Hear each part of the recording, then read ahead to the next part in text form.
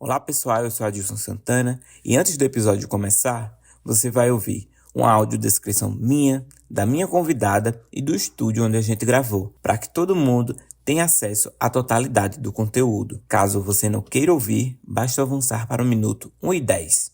O apresentador Adilson Santana é um homem de pele negra, cabelo raspado curto, um pouco mais alto na parte superior da cabeça. Usa óculos e tem uma barba curta. Está vestindo uma camisa polo azul royal e calça marrom claro. A multiartista Amanda Dias, conhecida artisticamente como Zona, é uma mulher negra de pele clara, cabelo cacheado longo. Está vestindo uma blusa preta de malha justa sem mangas e uma calça preta esportiva folgada com bolsos nas laterais dos joelhos. Eles estão sentados um de frente para o outro. Entre eles há uma mesa. Ao fundo, entre os dois, há uma televisão com a logomarca Mó Ideia Podcast. Do lado direito do apresentador, há um painel preto com o nome do podcast em luzes de LED. E aí, pessoal, sejam muito bem-vindos ao Mó Ideia. Hoje, mais uma quinta-feira, e hoje eu recebo uma multiartista, eu posso dizer assim, né? Amanda Dias, ou Zona. Seja muito bem-vinda, viu? Muito obrigada. Licença para chegar. Satisfação aí pelo convite. Muito agradecida. Então, vamos lá. Amanda, cara, eu gosto muito de iniciar as minhas entrevistas tentando saber o lado não artístico do artista, porque eu acho que torna ele mais humano, sabe? Porque tem aquela questão de, eu vi você dançando, pintando, e fica só nisso e a gente não conhece a pessoa que dá a vez e a voz ou os movimentos a essa linguagem artística. Então, conta pra mim de onde foi que Amanda nasceu, onde ela cresceu e qual é a vivência dela. Olha, eu sou do bairro do Cristo, assim, desde que me entendo por gente, né? Salve Cristo. E sempre tive muito contato, assim, minhas vós eram artesãs, sempre, acho que muito pelo costume de mulheres prendadas, né, daquela época, assim. Uhum. Então, eram mulheres que faziam de tudo, estavam sempre manipulando materiais em casa e tal. Minha mãe também foi bailarina e costurou um tempo para algumas peças, algumas composições artísticas. E meu pai foi professor de dança aqui na cidade. Uhum. Então, assim, como eram muitos filhos também, a minha mãe é mãe solo, né? Foi mãe solo durante um tempo. E aí precisava muito que a gente fizesse algo, né? Que a gente se ocupasse ali para ela estar sempre trabalhando e tal. Então, acabou que eu fiz muitos cursos, assim, no Senated, que era a antiga escola de artes que tinha aqui do estado. E aí lá pude ter acesso a desenho, a essas coisas. Mas, basicamente, a minha família é toda de artistas, assim. Uhum. Como o Mó Ideia tem a proposta de falar sobre bairro, né? E a gente sabe que sempre tem referência de família, né?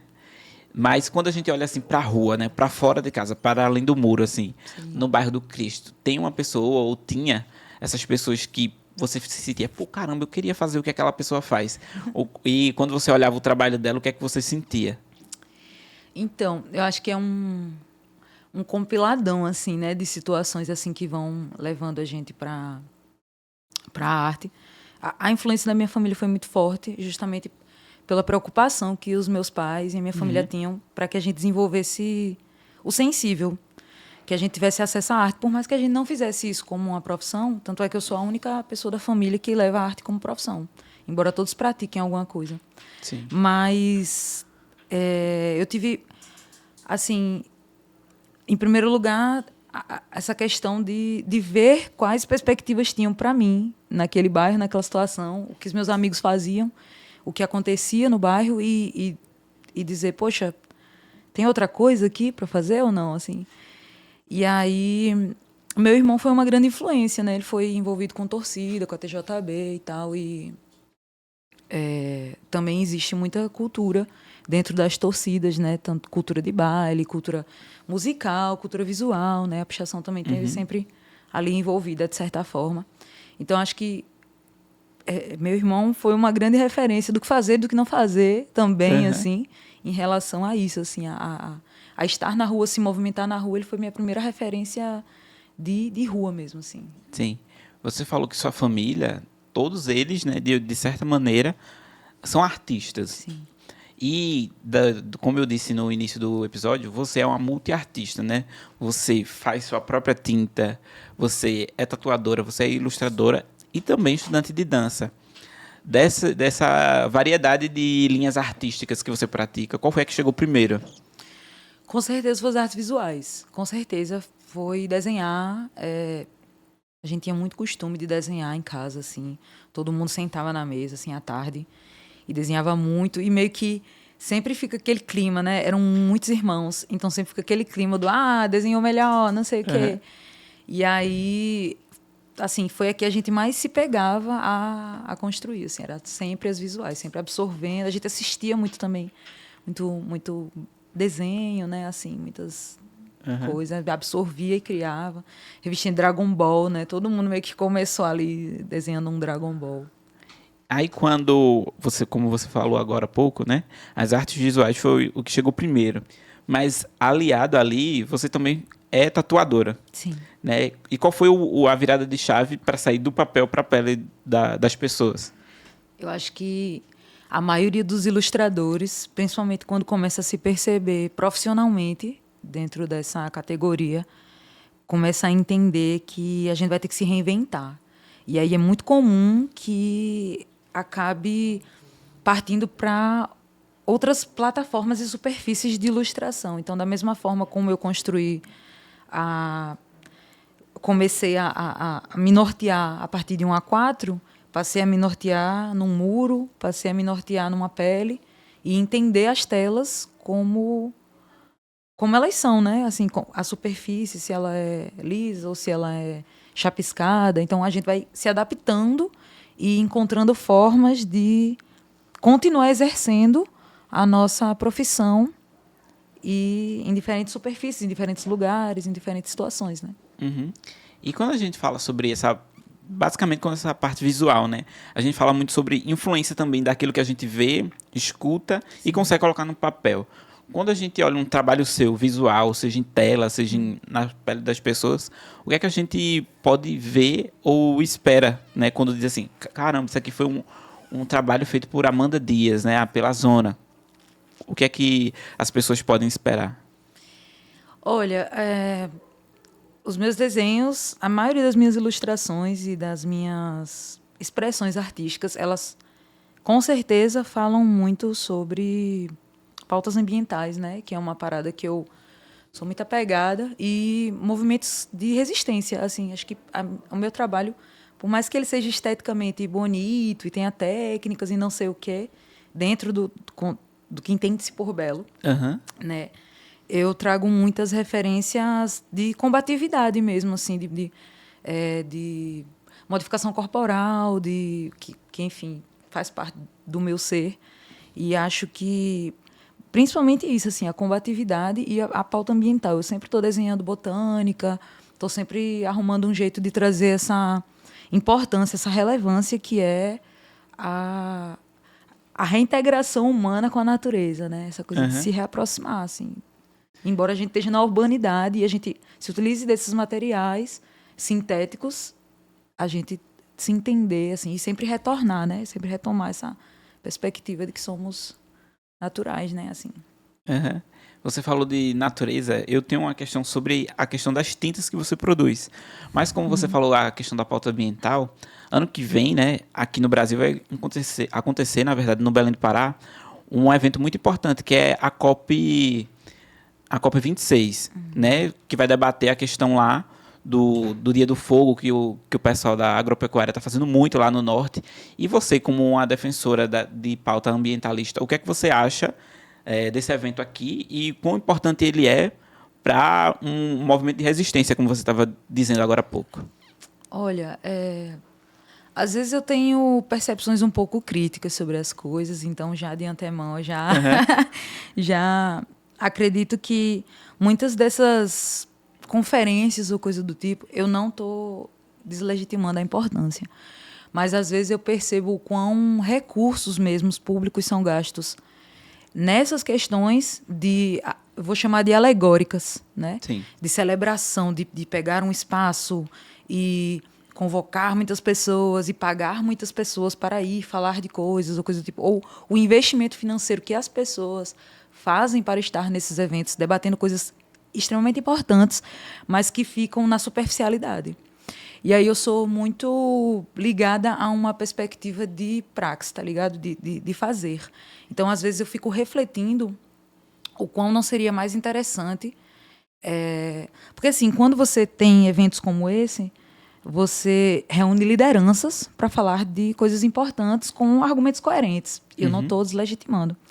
Mas, às vezes, eu me preocupo com a base. Eu me preocupo do quanto esses recursos estão sendo gastos com essas alegorias, com esses movimentos, com esses grandes festivais, quando, na verdade, poderiam estar sendo empregados em movimentos de base, educação comunitária, educação, hortas comunitárias, sei lá, retomada mesmo do espaço e um entendimento de todas as estruturas que fazem com que os danos estejam acontecendo no ritmo que estão acontecendo. Então, às vezes eu vejo muito mais importância de que se criem, de que esse investimento seja feito, por exemplo, em educação ambiental, em práticas voltadas ao ambientalismo e principalmente na base, né? Uhum. Principalmente na base. E você falou justamente, deu um gancho para mim para a pergunta seguinte. Você falou sobre prática, né? E uma coisa muito interessante que eu achei quando eu falei, vou chamar ela. Eu acho isso aqui muito interessante de se perguntar. Você produz suas próprias tintas, né? Você, de fato, você une a prática também a uma forma de salvar o planeta de uma série que você não dá vez, né, aos materiais industriais. Você usa o que a natureza lhe fornece e faz aquilo a sua tinta. Como é isso? Como foi que você desenvolveu esse tipo de técnica? A gente sabe que isso é uma técnica que já existe há vários anos, né? Mas que, por uma série de caminhos errados, né, que o Brasil tomou na história, isso foi se perdendo. Sim. E você faz esse tipo de resgate. Como é para você fazer esse trabalho? É um processo de retomada, né? Assim, eu particularmente sou muito ligada à retomada ancestral, assim.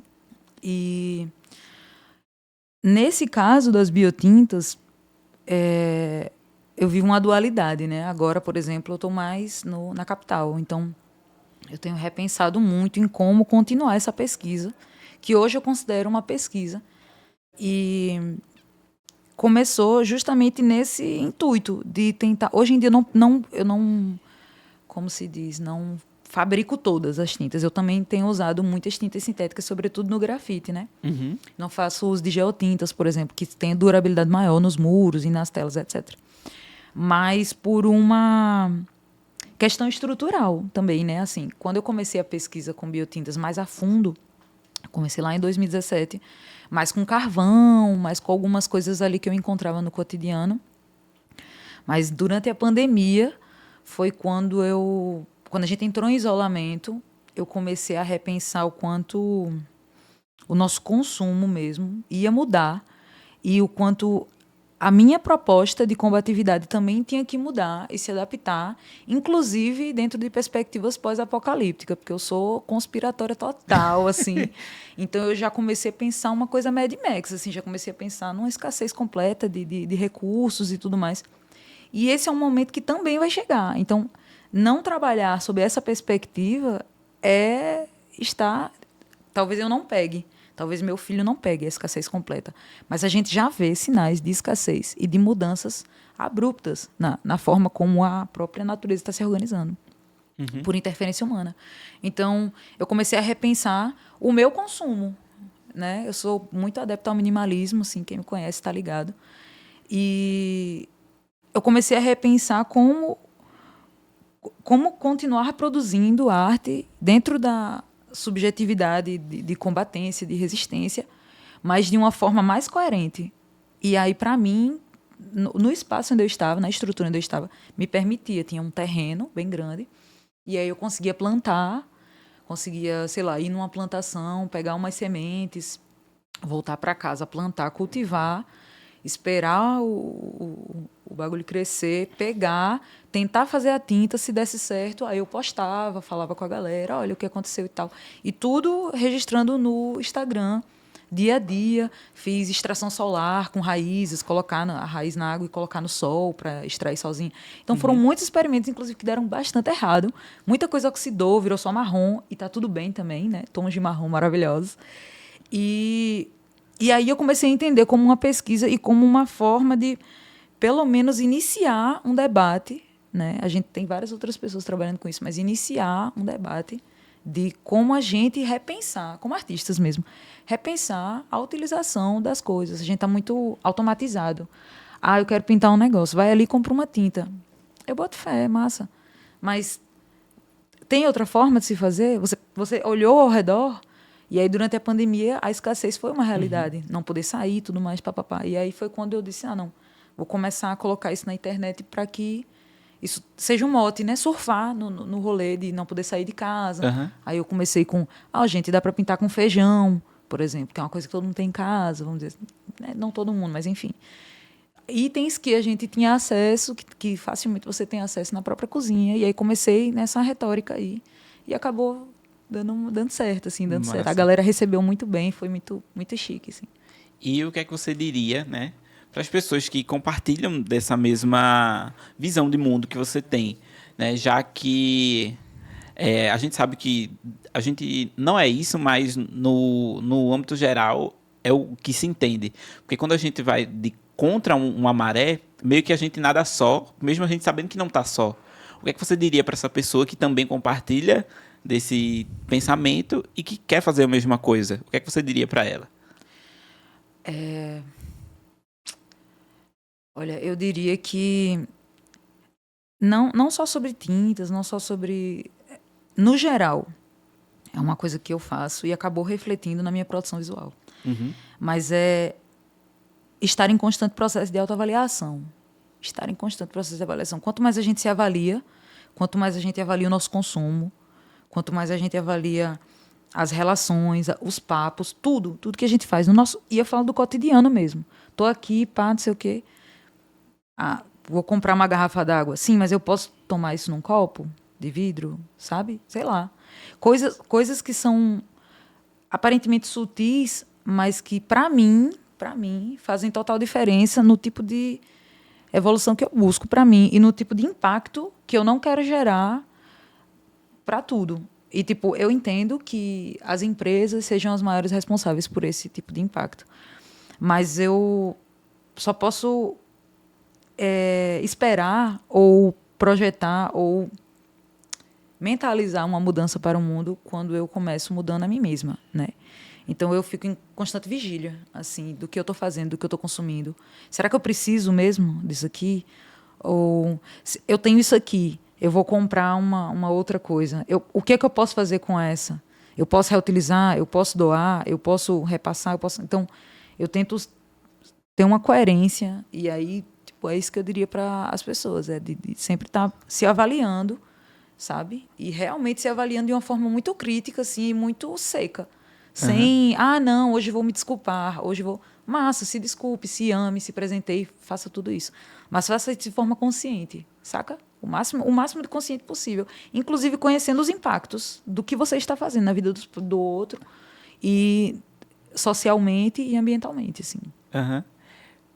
Eu quero muito agradecer a tua vinda e essa troca de ideia, porque quando eu estava conhecendo, né, os artistas, como eu disse para você no off, muitos artistas que eu trouxe aqui eu conhecia somente por ver o trampo no Instagram, né? E você foi uma pessoa que, quando eu falei, caramba, os quadros dela são muito massa, as ilustrações, eu tenho que chamar ela para trocar uma ideia. E eu gostei muito de você ter aceitado e ter topado vir aqui no Uma Ideia, viu? Obrigada. Massa. Chega. A gente tá pequenininho, mas deu certo. Gente, e é com essa que eu vou. Na próxima semana eu volto de novo. E você não esquece, né? Segue a gente no Instagram, favorita a gente no Spotify e se inscreve aqui no YouTube para quem tá ouvindo a gente no YouTube. E para quem tá ouvindo a gente no Spotify, é só favoritar, dar o coraçãozinho pra gente. E na próxima semana eu volto de novo. Fui! Realizado com recursos da Lei Paulo Gustavo, operacionalização Secretaria de Estado da Cultura, Governo do Estado da Paraíba. Paraíba, 14 de novembro de 2024.